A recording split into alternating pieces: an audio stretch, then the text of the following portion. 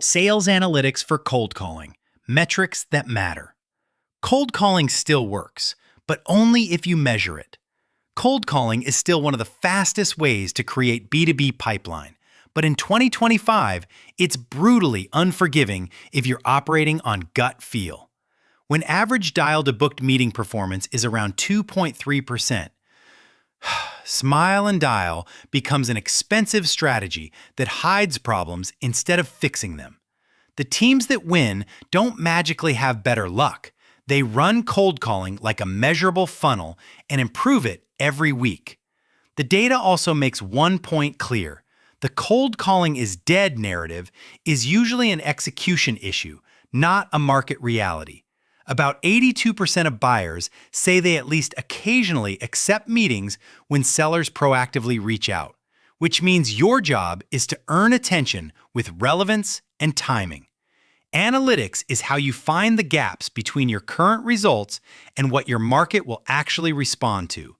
In this guide, we'll focus on the metrics that predict outcomes: connect rate, quality conversations, conversation to meeting rate, show rate, and pipeline per meeting. We'll also cover how to instrument your CRM and dialer so your cold calling services, in-house or outsourced, are coachable, forecastable, and scalable. If you're evaluating a cold calling agency or building an internal SDR team, this is the KPI framework that keeps performance predictable. Why sales analytics matters more than activity in 2025. The biggest change in cold calling isn't the phone, it's reachability. Roughly 80% of cold calls go to voicemail, so raw dial counts can create the illusion of productivity while outcomes stay flat. If you can't see where the funnel breaks, you'll keep spending time and headcount to buy the same results.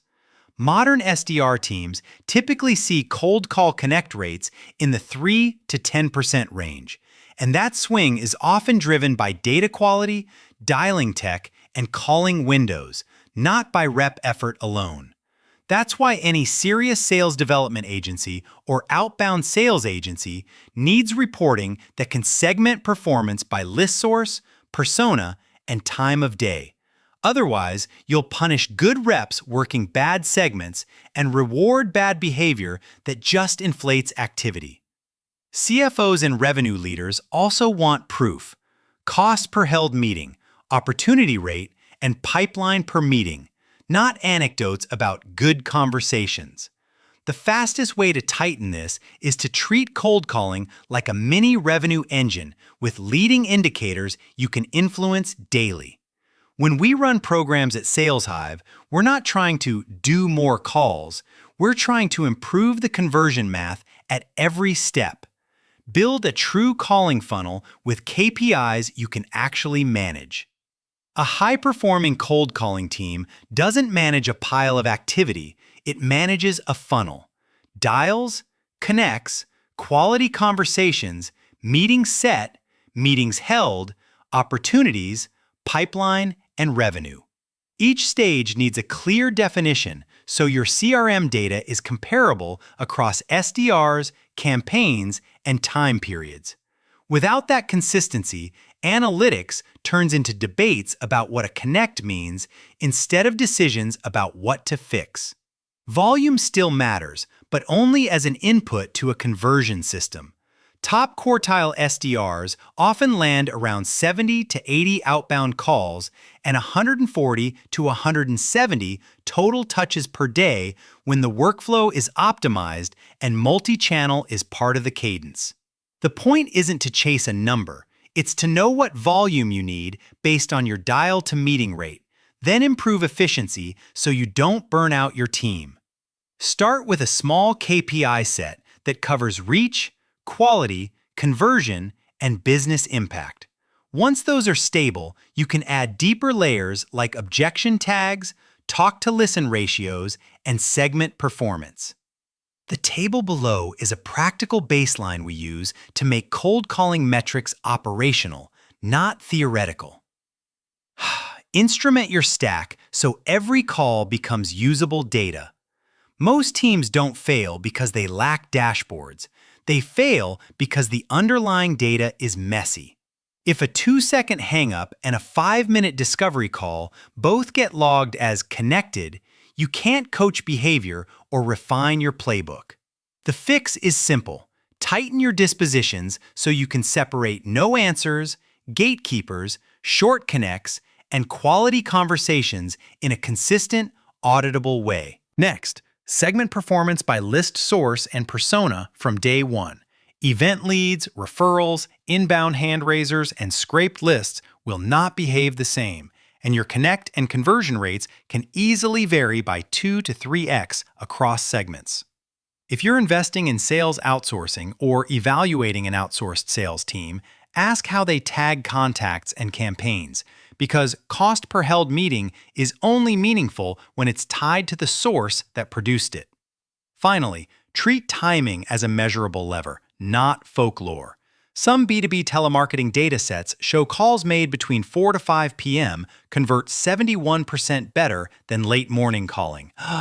But your market could be different. So run a 30-day experiment and let your dialer decide. Once you see your best hours and days, lock them in as protected calling blocks and push admin, research, and email work into your dead zones. Stop arguing about how many dials you made and start improving the conversion math at each stage of the funnel. Use call analytics to coach skills, not just monitor activity. Once your funnel stages are defined, call analytics becomes a coaching engine. Conversation intelligence tools can highlight patterns like talk time, question frequency, and how objections show up across personas. For example, average calls often run around a 60% rep talk, 40% buyer listen split, while stronger outcomes tend to move closer to 57% talk, 43% listen. An easy way to coach reps toward better discovery without rewriting the entire script. You should also track call length distribution because longer doesn't automatically mean better. In many B2B motions, the calls that convert cluster in a practical window, often a few minutes, where the rep sets context, asks targeted questions, and earns a next step without overselling. When you connect this to conversation to meeting rate, you can coach very specific behaviors, openers that keep prospects on the line, discovery questions that qualify quickly, and meeting asks that feel like the natural conclusion. The compounding effect is where teams get leverage. If your reps move conversation to meeting from 10% to 20%, you can double meetings without adding a single dial, especially valuable when reachability is low and 80% of attempts never reach a human. This is the difference between more effort and better system, and it's why a strong SDR agency treats coaching as a weekly operating rhythm. Avoid the mistakes that make cold calling feel random. The most common management mistake is running the team purely on dials per day.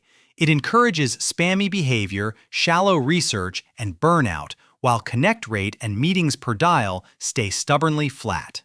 A better approach is to set a reasonable activity floor, then manage performance to connect rate, quality conversations, and conversation to meeting rate so reps get rewarded for efficiency and outcomes. Another hidden killer is lumping outcomes into generic buckets and skipping segmentation. If you can't separate short connect from quality conversation, you can't tell whether the issue is data, timing, messaging, or rep skill. This is also where teams misdiagnose performance by chasing random internet benchmarks. Your best comparison set is your own funnel over time, then peer benchmarks that match your ACV, persona, and channel mix. The biggest downstream blind spot is ignoring show rate and pipeline per meeting. When no-shows are high, SDRs look productive, AEs lose trust in meetings, and your true customer acquisition cost quietly increases. The fix is to track booked versus held meetings, measure opportunity creation and pipeline per held meeting, and use that feedback to tighten qualification, improve confirmation workflows, and align SDR and AE expectations. Scale results with multi-channel cadences and smarter segmentation. Cold calling performs best when it isn't alone. Multi-touch outbound, pairing calls with email and LinkedIn, often drives meeting conversion around 4 to 7%, which can be 2 to 3x higher than calling alone in many motions.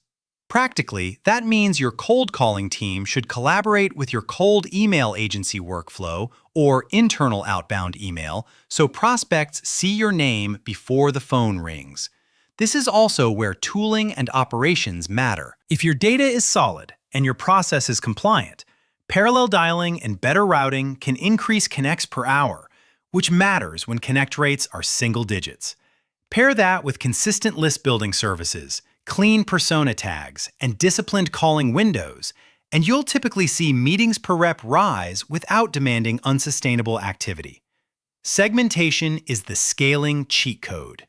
When you track connect rate and conversion by source, persona, and campaign, you can reallocate budget away from low-yield segments and double down on the ones that produce the best cost per held meeting. This is exactly what sophisticated cold calling companies and B2B sales outsourcing providers do differently. They treat list strategy, channel mix, and messaging as variables to test, not fixed assumptions. Turn analytics into an operating cadence your team can sustain. The goal isn't to build a perfect dashboard. It's to create a weekly loop, measure, diagnose, coach, and adjust. A simple stand-up review that looks at connect rate, quality conversation rate, conversation to meeting rate, show rate, and pipeline per meeting will outperform a complex BI project that nobody uses. When your SDRs know exactly which metric they're improving this week, performance stops feeling personal and starts feeling process-driven. Compensation and incentives should reinforce the same truth. If you only pay on meetings booked, you'll get more fluffy meetings. If you balance variable comp toward held meetings and qualified pipeline, you'll get better discovery, tighter qualification, and stronger AE trust. This is especially important when you hire SDRs quickly, scale an outsourced SDR pod, or evaluate a pay-per-appointment lead generation model, because quality control needs to be built into the metrics. Looking ahead, cold calling will remain viable, but the teams that win will be the ones that run it like a measurable system.